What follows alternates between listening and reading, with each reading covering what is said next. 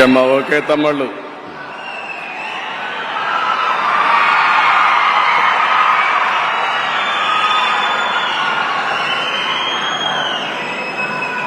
గౌరవనీయులు, ఈరోజు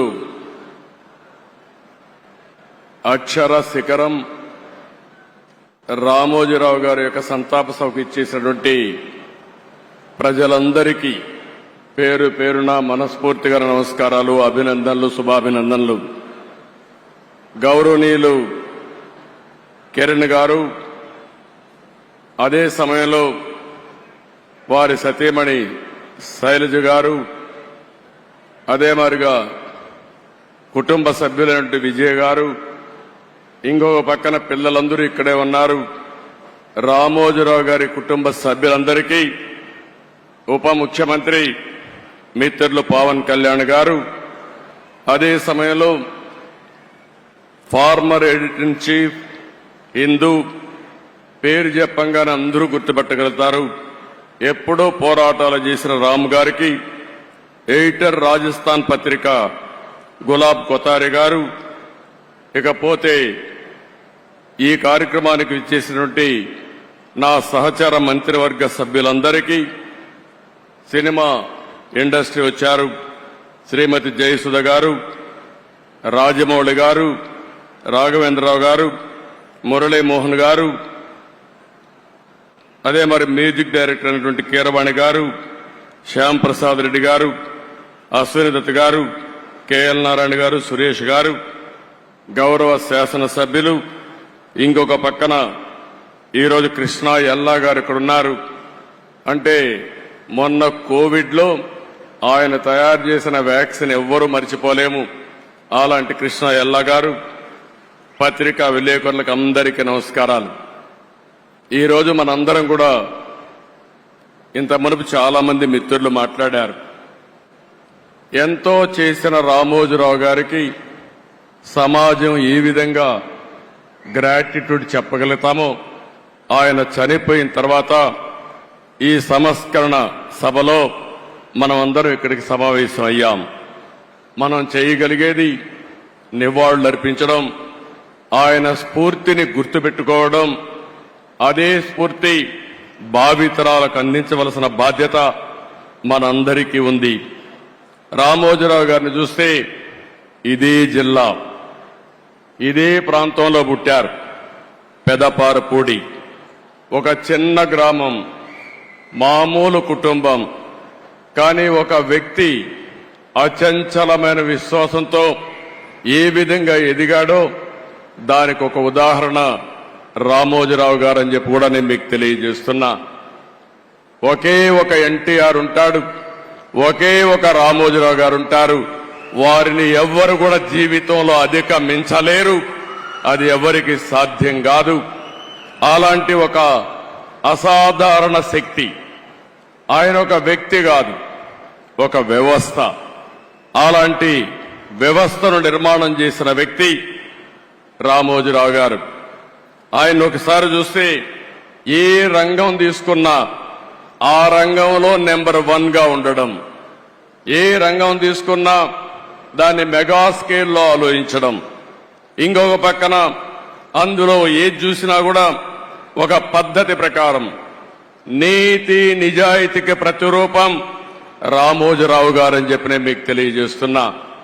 ఇంకొక పక్క ఏ కార్యక్రమం చేసినా ప్రజాహితాన్ని దృష్టిలో పెట్టుకుని ప్రజాస్వామ్యాన్ని కాపాడుతూనే రాజీ లేని పోరాటం చేసిన పోరాట యోధుడు రామోజీరావు గారని చెప్పి కూడా నేను మీకు తెలియజేస్తున్నా.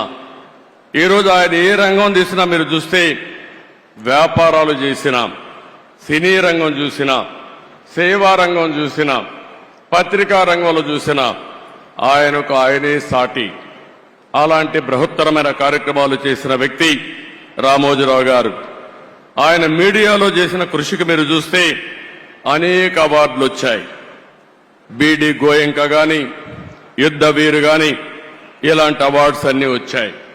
ఇది కాకుండా మీరు ఒకసారి చూస్తే అనేక యూనివర్సిటీలు గౌరవ డాక్టరేట్లు ఇచ్చారు. కడాన గవర్నమెంట్ ఆఫ్ ఇండియా అత్యంత ఉన్నత పురస్కారం పద్మ విభూషణ్ ఇచ్చి గౌరవించారు. ఈ గౌరవం మీరు మనందరం కూడా గుర్తుపెట్టుకోవాల్సింది. ఆయన చేసిన సేవలను గుర్తుపెట్టుకుని, సమాజానికి ఆయన చేసిన కాంట్రిబ్యూషన్ గుర్తుపెట్టుకుని ఈ అవార్డ్స్ వచ్చాయని చెప్పి కూడా నేను మీకు తెలియజేస్తున్నాను. ఇంకొక పక్క ఇప్పటికి మనం చూస్తే 1962లో మొట్టమొదటిసారిగా మార్గదర్శిని పెట్టాడు. అంటే 62 సంవత్సరాల కంటే ముందు పెట్టాడు. ఎన్నో రంగాల్లో అనేక సమస్యలు వస్తాయి, కానీ ఈ రోజుకి ఎప్పటికీ మార్గదర్శిని దాన్ని ఎవ్వరు కూడా ఒక్క అపవాదేసే పరిస్థితిలో లేరు. ఎన్నో ప్రభుత్వాలు ప్రయత్నం చేశాయి, దెబ్బతీయాలని ప్రయత్నం చేశాయి. అదే సమయంలో మీరు ఒకసారి ఆలోచిస్తే ఎవరైతే మార్గదర్శిలో షేర్ హోల్డర్స్ ఉంటారో, పెట్టుబడి పెడతారో వాళ్ళందరినీ ఏదో ఒక విధంగా బెదిరించాలని, నమ్మకాన్ని పోగొట్టాలని ప్రయత్నం చేశారు. కానీ ఎన్ని క్రైసిస్ వచ్చినా మొత్తం షేర్ హోల్డర్స్ అంతా పెట్టుబడి పెట్టిన ప్రతి ఒక్క వ్యక్తి రామోజీరావు గారితో ఉన్నారంటే అది ఆయన సాధించిన విశ్వాసం, ఆయన క్రెడిబిలిటీ. ఆ విషయాన్ని మనం గుర్తుపెట్టుకోవాల్సిన అవసరం ఉంది. రెండోది, ఆయన వ్యాపారం కోసం ఆలోచించలేదు, సమాజం కోసం ఆలోచించాడు. అందుకే 1969లో అన్నదాత పేపర్ తీసుకొచ్చాడు.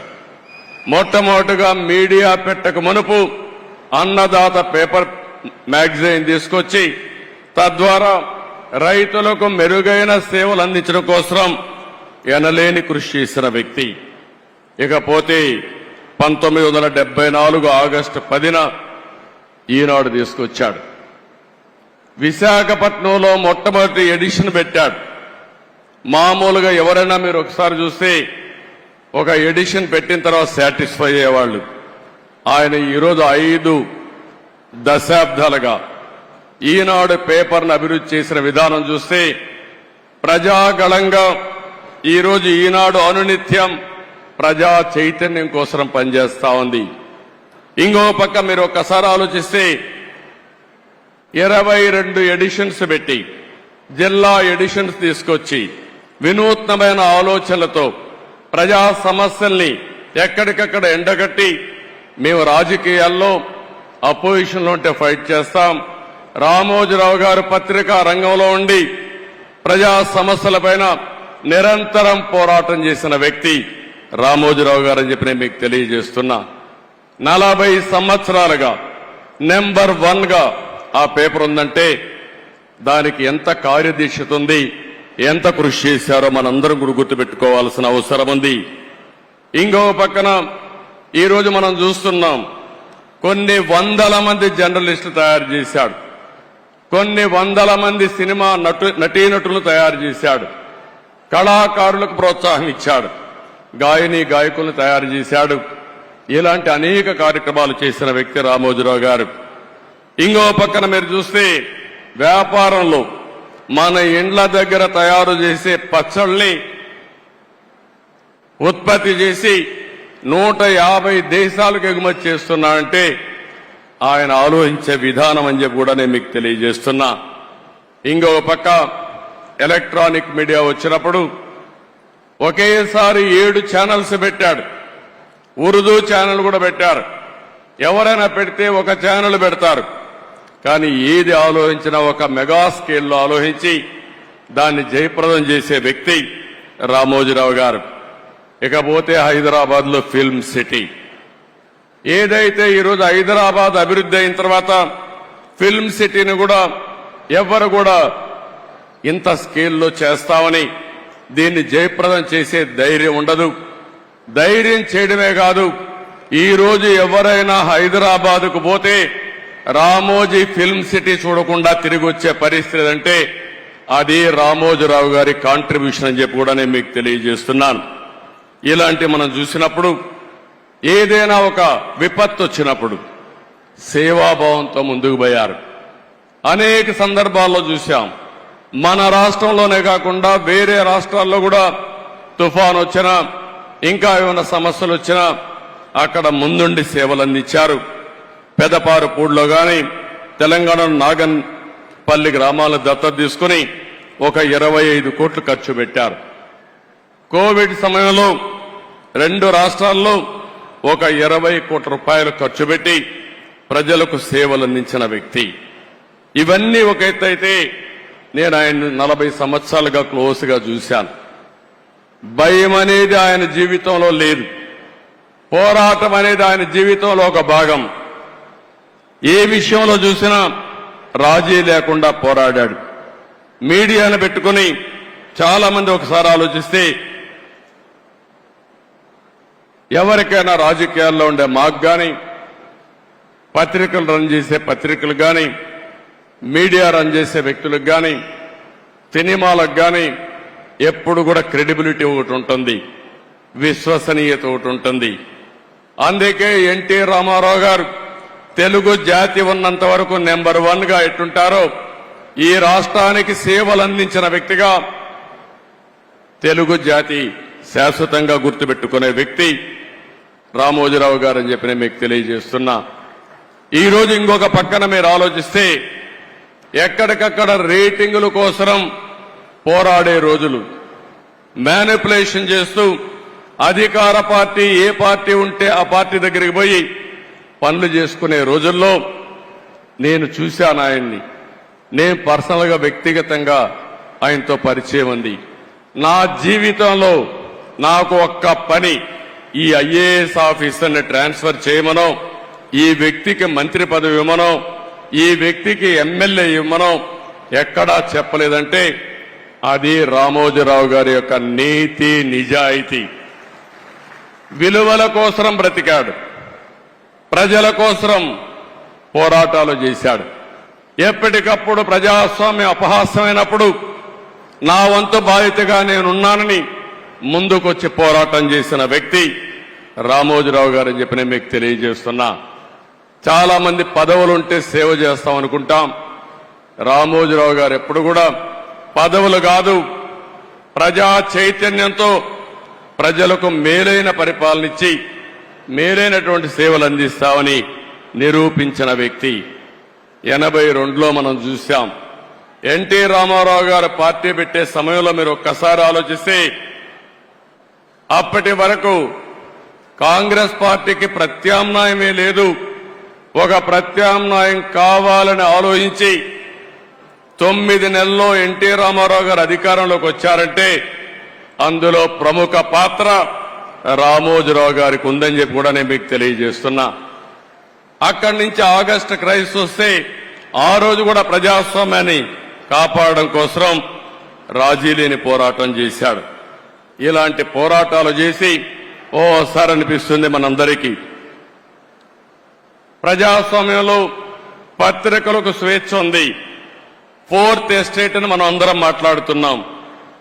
శాసనసభ, చట్టసభలు, అదే సమయంలో కార్యనిర్వాహక వర్గం, ఐఏఎస్ ఆఫీసర్లు, ఆ తర్వాత ఎక్కడికక్కడ జ్యుడిషియరీ, ఇంకో పక్కన పత్రిక, మీడియా 4th ఎస్టేట్ గా ఉంటుంది. ఒకసారి ఇదే మారిగా ఆయన వార్తలు రాస్తే కంటెంప్ట్ ఇచ్చి కౌన్సిల్ ఆయన రప్పించాలంటే పోరాడి తల ఒగ్గకుండా సుప్రీంకోర్టు వరకు పోయి ఆయన చేసింది రైట్ అని నిరూపించిన వ్యక్తి రామోజీరావు గారు అని చెప్పి నేను మీకు తెలియజేస్తున్నా. ఇంకో పక్క మార్గదర్శి పైన ఎన్నో కేసులు పెట్టారు, ఎన్నో విధాలుగా హింసించారు. కానీ ఆయన జీవితంలో నేను చూసింది ఒకే మాట అన్నాడు, నేను సంపాదించిన ఆస్తులివి, నేను ప్రజల కోసం పోరాడుతున్నాను, అవసరమైతే ప్రతి ఒక్క ఆస్తి పోయినా నేను రాజీ పడనని చెప్పి పోరాడిన వ్యక్తి రామోజీరావు గారు అని చెప్పి నేను మీకు తెలియజేస్తున్నా. చాలా మంది భయపడిపోతాం, కానీ ఆ భయం అనేది తెలియని వ్యక్తి 86 సంవత్సరాల వయసులో బెడ్ మీద నుంచి ఎక్కడికక్కడ ప్రజలకు న్యాయం జరగాలని ముందుకు వచ్చిన వ్యక్తి అని చెప్పి నేను మీకు తెలియజేస్తున్నా. నేను ఆయన చూసి నేర్చుకునేది ఒకటే, ఆ రోజు హైదరాబాద్ లో నేను ముఖ్యమంత్రి అయినప్పుడు వినూత్నమైన విధంగా సైబరాబాద్ డెవలప్ చేయడం, అనేక కార్యక్రమాలు చేశాను. ఆ రోజు ఆయన పూర్తిగా ఆలోచనలన్నీ భాగం పంచుకుని ఈ రోజు హైదరాబాద్లో జరిగిన అభివృద్ధిలో ఆయన ఆలోచనలున్నాయి, ఆయన స్ఫూర్తి ఉంది. ఆ తర్వాత అమరావతి వచ్చినప్పుడు నేను ఏ పేరు పెట్టాలని ఆలోచించినప్పుడు ఆయన ఒక రీసెర్చ్ చేసి మీరు ఏ పేరంటే ఆ పేరు పెడితే కరెక్ట్గా రాదు, అమరావతిని పేరు పెట్టండి, దీనికి జస్టిఫికేషన్ ఇదని చెప్పి నాకు ఒక రీసెర్చ్ చేసి రీసెర్చ్ పేపర్ పంపించిన వ్యక్తి రామోజీరావు గారు అని చెప్పి నేను మీకు తెలియజేస్తున్నా. అది పేరు పెట్టిన తర్వాత నేను చూస్తే ప్రపంచమంతా కూడా అమరావతి అంటే మారుమోగింది, బ్రహ్మాండంగా ఆమోదం వచ్చింది.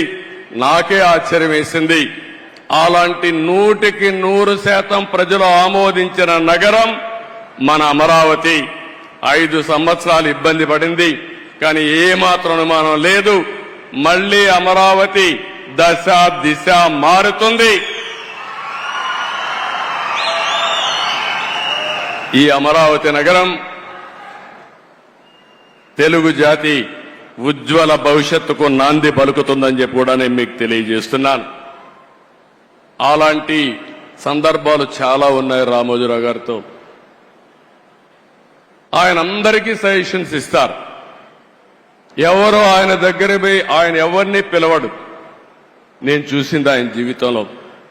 ఎవరు రావాలని కోరుకోడు, కానీ ఎవరైనా వస్తే తగిన గౌరవం ఇవ్వడం, ఫ్రాంక్ గా ఆయనకు తోచిన అభిప్రాయాలు చెప్పడం ఆయనకు అలవాటు. ఇంకొక పక్కన పేపర్లో మీరు చూస్తారు, కొన్ని పేపర్లు వేరే పార్టీలు ఉంటే వార్తలు అయ్యారు, కానీ రామోజీరావు గారు మాత్రం ప్రతి ఒక్క పార్టీకి ప్రతి ఒక్క నాయకుడికి వారి సంఖ్యాబలాన్ని బట్టి ప్రజాస్వామ్య విలువలకు గౌరవం ఇచ్చి కవరేజ్ వరకు ఎక్కడా తప్పు చేయడు. ఆయన అభిప్రాయాలుంటే ఎడిటోరియల్ పేజీలో చెప్తాడు తప్ప, లేకపోతే ఎప్పుడన్నా అవసరమైతే ఇది తప్పని ఎండగడతాడు తప్ప అవతల వ్యక్తులు చెప్పిన విషయాల్ని ఎక్కడా కట్ చేసిన సందర్భాలు లేవు. అలాంటి వ్యక్తి నా జీవితంలో నా మీద ఎన్నో వార్తలు రాస్తే ఒక్కరోజు కూడా ఒకే మాట అన్నారు, మీరు రాజకీయాల్లో ఉన్నారు, నేను ఈరోజు పత్రికా రంగంలో ఉన్నాను, మన ఇద్దరం కలిసినా మీరు ఎన్నిసార్లు కలిసినా నా స్వేచ్ఛకు భంగం రాకూడదు, మీ స్వేచ్ఛకు కూడా భంగం కలిగించను, నేను మిమ్మల్ని ఏమి అడగను, నన్ను మీరేం అడగద్దని చెప్పి 40 సంవత్సరాలు నమ్మిన సిద్ధాంతం కోసం పనిచేసిన వ్యక్తి రామోజీరావు గారని చెప్పి కూడా నేను మీకు తెలియజేస్తున్నా. అలాంటి మహనీయుడు, రాష్ట్రం కోసం పాటుపడిన వ్యక్తి, విలువల కోసం ప్రతిరోజు పనిచేసిన వ్యక్తి. ఓసారి అనిపిస్తుంది అందరం కోరుకుంటే కూడా రాదేమో, కానీ ఆయన ఒకటే కోరుకున్నాడు, నేను పని చేస్తూ చనిపోవాలని ఆయన కోరిక. అదే చివరి రోజుల్లో జరిగిందని చెప్పి కూడా నేను మీకు తెలియజేస్తున్నా. నిరంతరం పనిచేయాలనేది ఆయన ఆలోచన. మనం చాలా మంది ఉంటాం, చాలా మంది ఆలోచిస్తాం, కానీ కొంతమంది ఆ విధంగా ఆలోచించగలుగుతారు. కడాన ఆయన చనిపోవడం తథ్యం. చనిపోయేటప్పుడు ఏ విధంగా చేయాలనో కూడా చెప్పి, ఆయన ఎక్కడ అంత్యక్రియలు చేయాలనో చెప్పిన వ్యక్తి, దానికి అరేంజ్ చేసిన వ్యక్తి. ఆయన ఒకటే చెప్పాడు, నేను చనిపోవడం తథ్యం, నేను చనిపోయిన తర్వాత కూడా రామోజీరావు గారు ఏం చేశారో ప్రజలు గుర్తించే విధంగా స్ఫూర్తిదాయకమైన జీవితం చేయాలనేది రామోజీరావు గారి ఆకాంక్ష. ఆ ఆకాంక్ష నెరవేరిందని చెప్పి కూడా నేను మీకు తెలియజేస్తున్నా. ఆయనకు తెలుగు భాష అంటే ఎనలేని అభిమానం, తెలుగు జాతి అంటే ఎనలేని ఆప్యాయత. ఎప్పుడు కూడా తెలుగు జాతి బాగుండాలని, భారతదేశం బాగుండాలని, విలువలతో కూడిన సమాజం ఉండాలని నిరంతరం కోరుకున్న వ్యక్తి రామోజీరావు గారు. ఇప్పుడే కొంతమంది మాట్లాడుతూ చెప్పారు, రాజమౌళి లాంటి వ్యక్తులు కూడా మాట్లాడుతూ ఒక మాట అన్నారు, ఆయన చేయాల్సిందంతా చేశారు, మనమేం చేయాలి? ఈ సందర్భంగా ఆంధ్రప్రదేశ్లో ఉండే తెలంగాణలో ఉండే తెలుగు వారందరికీ విజ్ఞప్తి చేస్తున్నా, మనం కోరుకునేది తెలుగు జాతికి ఆయన చేసిన సేవల కోసం ఈ వ్యవస్థ చిరస్థాయిగా ఉండాల్సిన అవసరం ఉంది. ఈ లెగసీని కంటిన్యూ చేయాల్సిన అవసరం ఉంది. అందుకే కిరణ్ గారిని, వారి కుటుంబ సభ్యులను కోరుతున్నా. అదే మరి వారి పిల్లలు ఉన్నారు ఇక్కడ. ఆయన స్థాపించిన వ్యవస్థ ఆయన కుటుంబ సభ్యులదే కాదు, 10 కోట్ల తెలుగు ప్రజానికానది ఆయన ప్రజల ఆస్తి. అలాంటి ఆయన స్థాపించిన వ్యవస్థల్ని భావితరాలకు అందించే బాధ్యత వారు తీసుకుంటే, మనందరం కలిసి ఆయన స్ఫూర్తి ఎల్లప్పుడూ తెలుగు జాతిలో ఉండే విధంగా మనం ఆలోచించాల్సిన అవసరం ఉంది. ఎన్టీ రామారావు గారికి కూడా భారత రత్న ఇవ్వాలని చెప్పి మనం ఎప్పటి నుంచో పోరాడుతున్నాం. అదే సమయంలో రామోజీరావు గారికి కూడా భారత రత్న సాధించడం మనందరి బాధ్యత. ఒక పక్క ఎన్టీ రామారావు గారు, ఒక పక్క రామోజీరావు గారు, ఇద్దరికి ఇద్దరే అలాంటి మహానాయకులకి, యుగ పురుషులకి మనం నివాళులర్పించడం అంటే ఇలాంటి కార్యక్రమంలో భాగస్వాములు కావడమేనని చెప్పి నేను మీకు తెలియజేస్తున్నాను. ఇది కాకుండా అమరావతి ఆయన పెట్టిన పేరు, ఆయన ఇచ్చినటువంటి ఆ రోజు సలహా, ఈరోజు నేను ఆలోచిస్తున్నాను. అమరావతిలో రామోజీ విజ్ఞాన్ కేంద్రంగా పెట్టి, ఢిల్లీలో విజ్ఞాన్ భవన్ ఏ విధంగా అయితే ఉందో, కాన్ఫరెన్సెస్ గాని, రీసెర్చ్ గాని, ప్రభుత్వం చేసే కార్యక్రమాలన్నీ అక్కడ చేసే విధంగా తప్పకుండా తగిన రీతిన ఒక మంచి కేంద్రం తయారు చేసి దానికి రామోజీరావు గారి పేరు నామకరణం చేస్తామని చెప్పి కూడా మీ అందరికీ విజ్ఞప్తి చేస్తున్నాం. అదే మాదిరిగా ఒక రోడ్డు కూడా రామోజీరావు గారి మార్గని, లేకుంటే మార్గమని ఒక రోడ్డు కోసం కూడా ఆయన పేరు పెట్టడం. అదే మాదిరిగా విశాఖపట్నంలో ఆయన యొక్క జీవితాన్ని ప్రారంభించింది, మొట్టమొదటిసారిగా పేపర్ పెట్టింది. అందుకే విశాఖపట్నంలో చిత్ర నగరి అని ఒక పేరు పెట్టి సినిమా షూటింగ్లు చేయడం కోసం ఇప్పుడే మిత్రుడు పవన్ కళ్యాణ్ గారితో మాట్లాడా. అక్కడ కూడా చిత్ర నగర్ అని రామోజీరావు గారి పేరుతోనే పెడతాం, రామోజీ చిత్ర నగర్ అని పెడతామని చెప్పి నేను మీకు తెలియజేస్తున్నా. ఇవి కొన్ని సూచనలు మాత్రం మీకు ఇస్తున్నా. ఆ మహనీయుడికి మనం నివాళులర్పించాలంటే ఆయన స్ఫూర్తిని భావితరాలకు అందించడమే. ఎంతో మంది పుడతాం, ఎంతో మంది చనిపోతాం, కానీ కొంతమంది మాత్రం చరిత్రలో ఉంటారు. అలాంటి చరిత్రలో చిరస్థాయిగా నిలిచిపోయే వ్యక్తి రామోజీరావు గారు. అలాంటి వ్యక్తి సంస్కరణ సభ చేయడం నా అదృష్టంగా నేను భావిస్తున్నాను.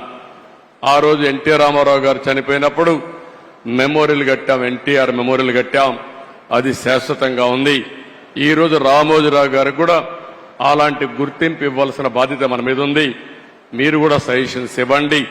తొందరలోనే వారి కుటుంబ సభ్యులతో కూడా మాట్లాడి ఆయనకు తగిన విధంగా గుర్తింపు ఉండే విధంగా, ప్రజలు గుర్తుండే విధంగా చేస్తారని చెప్పి తెలియజేసుకుంటూ, కుటుంబ సభ్యులందరికీ ప్రగాఢ సానుభూతి తెలియజేస్తూ, వారు ధైర్యంగా ముందుకు పోయి లెగసీ కంటిన్యూ చేయాలని చెప్పి కోరుకుంటూ, ఇంకొక పక్క ఆయన ఆత్మకు శాంతి కలగాలని భగవంతుని మరొక్కసారి ప్రార్థిస్తూ అందరికీ నమస్కారాలు.